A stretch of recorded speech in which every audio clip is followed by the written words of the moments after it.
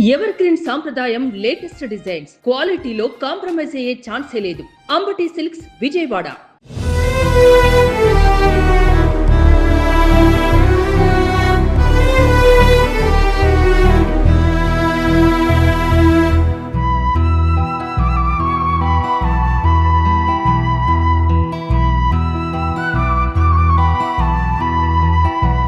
యాదాద్రి భువనగిరి జిల్లా రాజపేటలో మరొక దారుణం జరిగింది. రాజపేటకు సంబంధించి తాళ్లపల్లి మధును నాని అలియాస్ వెంకటేష్ నిన్న పారతో కొట్టి చంపడం జరిగింది. చూసినాం, వాళ్ళ తల్లిదండ్రులంతా కూడా ఆలేరు ఏరియా హాస్పిటల్ వద్ద ఉన్నారు. వాళ్ళ బంధువులంతా కూడా రావడం జరిగింది. చాలా బాధపడుతున్నారు. ఎందుకంటే నిన్న మొన్నటి వరకు కలియ తీరినటువంటి మధు ఈ రోజు వాళ్ళ కళ్ళ ముందు లేకపోవడం చాలా బాధ కలిస్తుందని చెప్పవచ్చు. చూస్తున్నాం, వాళ్ళ తల్లి రోదన ఉదయం నుండి కూడా రోధిస్తున్నటువంటి పరిస్థితి, వాళ్ళ అన్న కూడా ఇక్కడ ఉన్నటువంటి పరిస్థితి. నిజంగా క్షణికావేశంలో ఇలాంటి నిర్ణయాలు తీసుకుంటున్నారు. ఎందుకంటే చిన్న చిన్న విషయాలకే ఈ విధంగా మర్డర్లు చేసుకున్నటువంటి స్థాయికి ఎదిగిందని చెప్పవచ్చు. ఎన్నో ఘటనలు యాదాద్రి జిల్లాలో జరుగుతున్నాయి. నిన్న జరిగినటువంటి ఘటన రాజపేట మండలంలో జరిగింది. ఇద్దరు కూడా స్నేహితులే, ఇద్దరు కూడా ఒకే దగ్గర పనిచేశారు. మరి ఒక చిన్న విషయం పైన గొడవ జరిగి నిన్న ఉదయము అతన్ని మర్డర్ చేసేటువంటి పరిస్థితి. మొత్తం పారతో కూడా తలపై బాధి చంపినటువంటి పరిస్థితి చెప్పవచ్చు. ఎందుకంటే నిన్న జరిగినటువంటి ఘటన యాదాద్రి జిల్లాలో సంచలనంగా మారింది. ఎందుకంటే ఎన్నో ఘటనలు జరుగుతూనే ఉన్నాయి. క్షణికావేశ నిర్ణయాలు తీసుకుంటూనే ఉన్నారు. నిన్న మొన్నటి వరకు వీరితో ఉన్నటువంటి మధు లేకపోవడం వాళ్ళకి బాధ కలిసి చెప్తున్నారు. ఒకసారి వాళ్ళ తల్లితో మాట్లాడదాం. ఎప్పుడు మాట్లాడినమ్మా నీతోటి? ఎప్పుడు జరిగింది? మంగళవారం మాట్లాడిండు. మంగళవారంలో పనికి పోయి వచ్చిండు. పనికి పోయి వచ్చినాక 10 గంటలకు అట్లా పెరుగు తెచ్చుకొని అన్నం తిన్నాము. అమ్మ నాకు పెళ్లి చేయవా అన్నాడు. చేస్తాన్నా నాయనమ్మది 6 నెలల మాసికం అయిపోతే సంవత్సరం అవుతుంది బిడ్డ, చేస్తాన్నా. 3 గంటల దాకా మాతోటి ఉన్నాడు. నేను జాగమ్మాయిని చేస్తా అన్న, లవ్ మ్యారేజ్ చేసుకున్నందుకు నీకు గ్రాండ్గా చేస్తా అని చెప్పిన.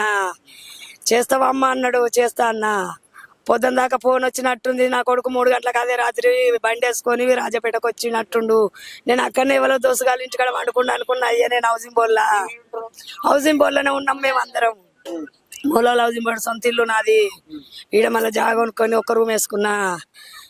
వస్తాడు అనుకొని నేను మళ్ళీ పొద్దుగాల ఫోన్ చేసిన. నేను శ్రీ చైతన్య స్కూల్లో చేస్తా. నా కొడుకు రోజు నన్ను బండి మీద దించి వచ్చేది. ఒక్కరోజు మిస్ అయ్యిందిగా, ఇంకో రోజు నా కొడుకు వచ్చి నన్ను దించి వస్తాడని నేను ఫోన్ చేస్తే, అమ్మ నేను రాజపేటకు వచ్చిన అన్నాడు. అయ్యా తెలుసు, లాక్డౌన్ నుంచి తెలుసు. అంతకు ముందు మాకు తెలియదు. లాక్డౌన్ నుంచే మేము ఊరికి వచ్చినాం.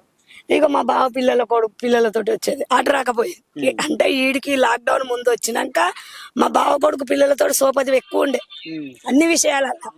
అట్లా నా కొడుకు కూడా స్నేహితం చేస్తే చేయొచ్చు, నేనైతే చెప్పలేను.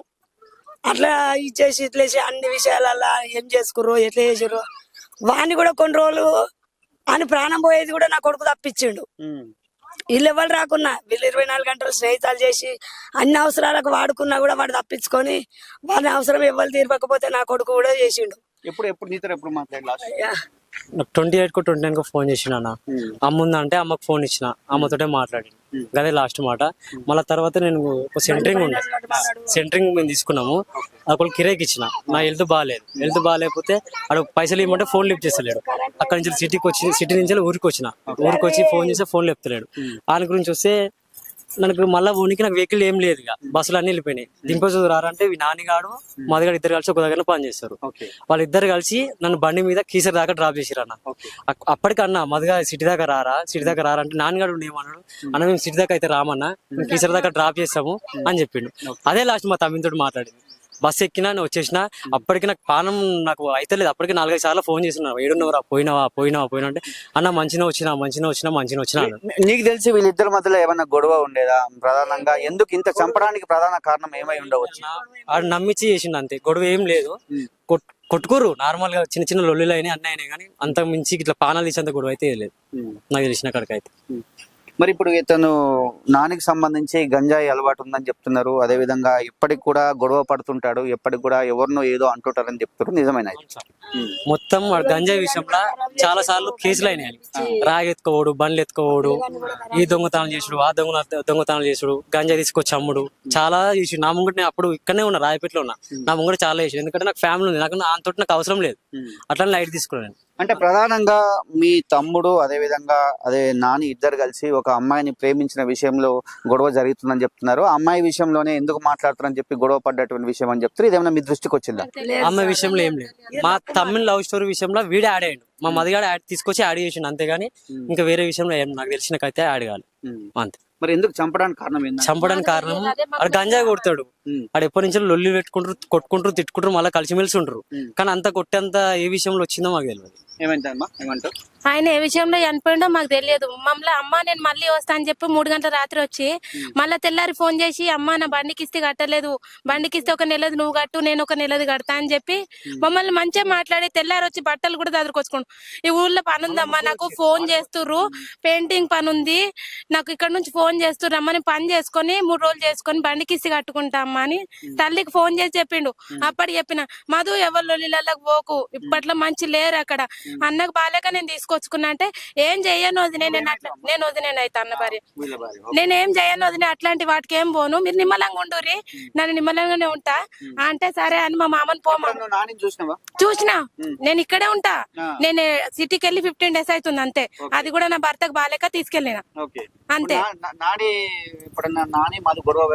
నాకు అది అలాంటిది అయితే ఏం తెలియదు. నాకు ఎప్పుడు వచ్చిన అక్క అనుకుంటే వాడి ఇంటికి వచ్చేది, నేను పెట్టిన అన్నం కూడా తిన్నాడు.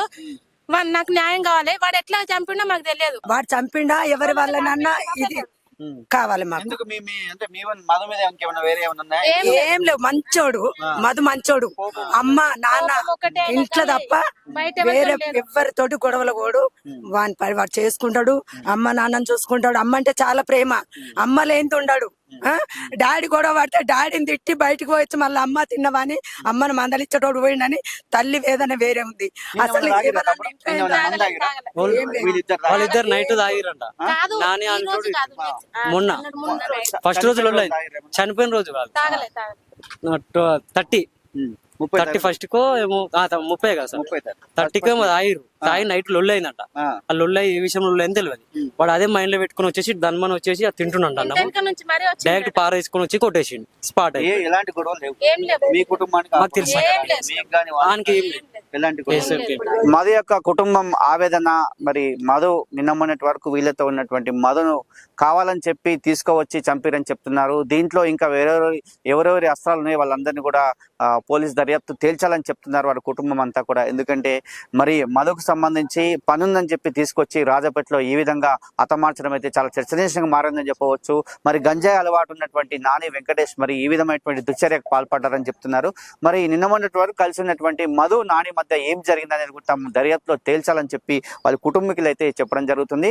మరి అమ్మాయి విషయంలో గొడవైనటువంటి పరిస్థితిని కొంతమంది చెప్తున్నారు, అదేవిధంగా కొంత పని దగ్గర జరిగినటువంటి గొడవ అని కొంతమంది చెప్తున్నారు. ఏది ఏమైనప్పటికీ పోలీసు దర్యాప్తులో చూస్తున్నాం. రాజపేట మండలానికి సంబంధించిన రాజపేట సంఘటన స్థలం దగ్గరికి శ్రీనివాస్ నాయుడు గారు వచ్చారు, అదేవిధంగా యాదగిరిగుట్టకు సంబంధించి ఏసీపీ గారు వచ్చారు, అదేవిధంగా సిఐ భాస్కర్ గారి ఆధ్వర్యంలో ఎస్ఐ లింగారెడ్డి ఆధ్వర్యంలో మొత్తం కూడా దర్యాప్తు అయితే జరుగుతున్నటువంటి పరిస్థితి. వారి కుటుంబీకులంతా కూడా ఏరియా హాస్పిటల్ వద్ద ఉన్నారు. సేవా పంచనామా నిమిత్తం ఇక్కడ ఏరియా హాస్పిటల్ తీసుకొచ్చినటువంటి పరిస్థితి. మొత్తం కూడా దర్యాప్తు అయితే చేయాలి, దీంట్లో లోతుగా విచారణ చేయాలి, ఏం జరిగిందో మొత్తం తేల్చాలి. ఎందుకంటే చూస్తున్నాం ప్రాణాలన్నీ పోయినటువంటి పరిస్థితి. క్షణికావేశంలో నిర్ణయాలు తీసుకుంటున్నారు, క్షణాల్లో ప్రాణాలు తీస్తున్నారు. ఎన్నో సంఘటనలు జరుగుతున్నా కూడా నిజంగా చాలా మంది చర్చించుకుంటున్నారు ఈ జిల్లాలో సంబంధించి. ఎందుకంటే ఎన్నో దుర్ఘటనలు జరుగుతున్నాయి, అయినప్పటికీ కూడా ఇలాంటి దుశ్చర్య పాల్పడుతున్నటువంటి వారిపై చర్యలు తీసుకోవాలని చెప్పి సుమన్ టీవీ కోరుకుంటుంది. ఇది గురునాథ్తో శరత్, యాదాద్రి భువనగిరి జిల్లా రాజపేట మండలం.